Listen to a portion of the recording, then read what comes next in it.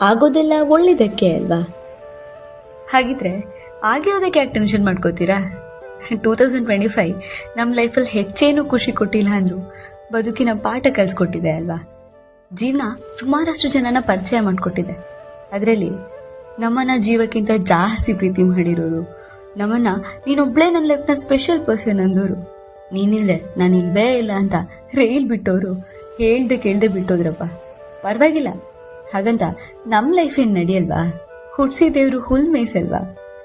ವರ್ಷ ಇಡೀ ನಾವು ಬೇರೆಯವ್ರ ಲೈಫ್ನ ಕಂಪೇರ್ ಮಾಡ್ಕೊಂಡು ನಮ್ಗೆ ಎಲ್ಲ ಆಗ್ತಿದೆ ಅನ್ನೋದ್ರ ಬದಲು ಆಗೋದೆಲ್ಲ ಒಳ್ಳೇದಕ್ಕೆ ಅನ್ಕೊಂಡ್ಬಿಡಿ.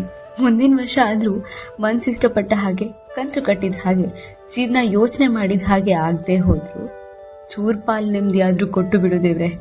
ಜೀವನಕ್ಕೆ ನೆಮ್ಮದಿಗಿಂತ ಇನ್ನೇನ್ ಬೇಕು ಅಲ್ವಾ?